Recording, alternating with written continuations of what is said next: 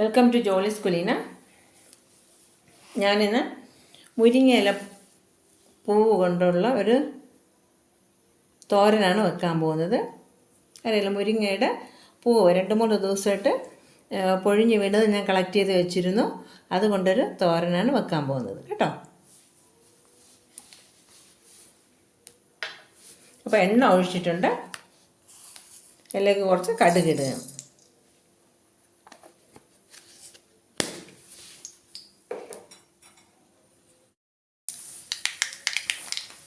അപ്പോൾ കടുക് പൊട്ടി തുടങ്ങിയിട്ടുണ്ട്. അതിലേക്ക് ഒരു സവോള കട്ട് ചെയ്തത് ഇടുവാണ്. കുറച്ച് കറിവേപ്പില വേണ്ടി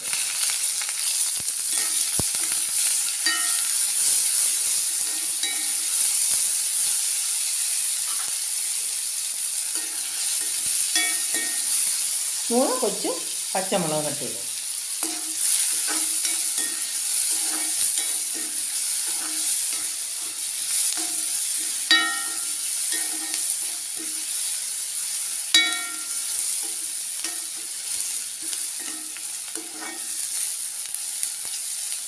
അതിലേക്ക് ഏകദേശം ഒരു ബൗളോളം വരും മുരിങ്ങ പൂവ് ഇടയാണ്.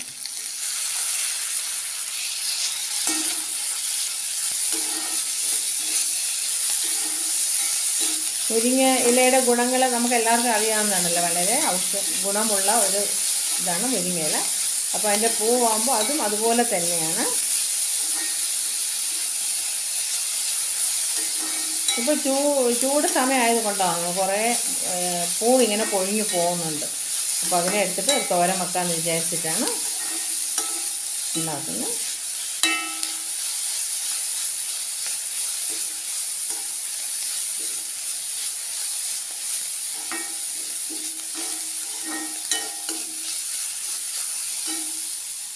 ഇത് കുറച്ച് ഉപ്പിട്ട് കൊടുക്കാം.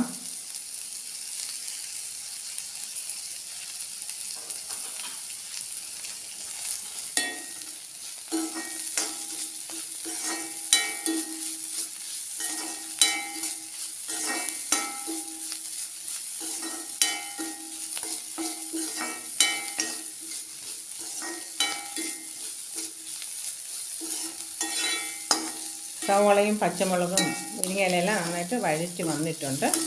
ഒരു മുട്ട പൊട്ടിച്ചത് ഒഴിച്ചു കൊടുക്കാം.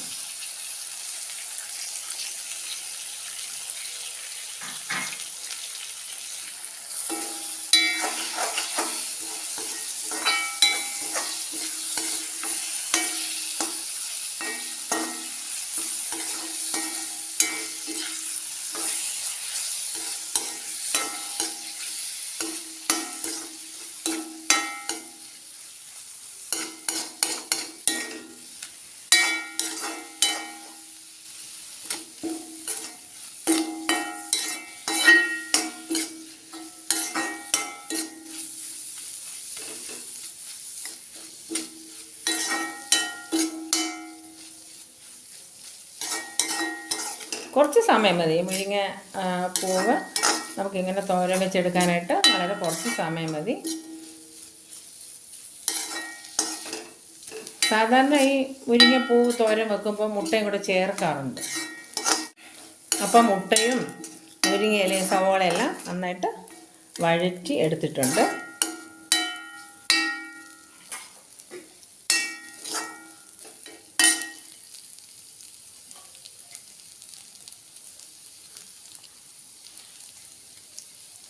ഇതിൻ്റെ കൂടെ പ്രത്യേകിച്ച് വേറെ ഇതില്ല. കുറച്ച് അവസാനം ഇറക്കാറാകുമ്പോൾ വെന്തിട്ടുണ്ട് കുറച്ച് തേങ്ങയും കൂടെ ചേർത്ത് കൊടുക്കുന്നു.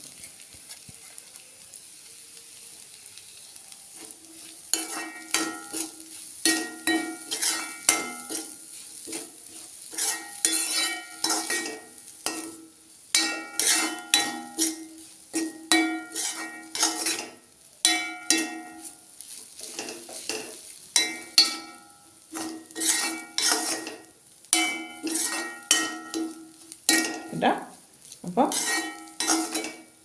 മുരിങ്ങ പൂ കൊണ്ടുള്ള തോരൻ റെഡി ആയിട്ടുണ്ട്. ഞാൻ പറഞ്ഞിരുന്നല്ലോ ഇവിടെ മുരിങ്ങയുടെ മരമുണ്ട്. അപ്പോൾ 3-4 ദിവസമായിട്ട് കുറേ പൂ ഇങ്ങനെ പൊഴിയുന്നുണ്ടായിരുന്നു. അപ്പോൾ ഞാൻ ഇങ്ങനെ അതെല്ലാം കൂടെ പെറുക്കി ശേഖരിച്ച് വെച്ചിരുന്നതാണ്. 3-ാമത്തെ ദിവസമായപ്പോൾ ചെറിയൊരു തോരൻ വെക്കാനുള്ള മുരിങ്ങ പൂവ് കിട്ടി. അത് വെച്ച് ഞാൻ തോരൻ വെച്ചതാണ്. അപ്പോൾ നിങ്ങൾക്കും കൂടെ ഷെയർ ചെയ്യാമെന്ന് വിചാരിച്ചിട്ടാണ് ഞാൻ വെച്ചത്. അപ്പോൾ എല്ലാവരും വെച്ച് നോക്കണം കേട്ടോ. ഓക്കെ, അങ്ങനെ മുരിങ്ങപ്പൂ തോരൻ റെഡി ആയിട്ടുണ്ട്. അപ്പോൾ മുരിങ്ങയുടെ പൂവ് കിട്ടുകയാണെങ്കിൽ ഇതുപോലെ ചെയ്ത് നോക്കണം കേട്ടോ.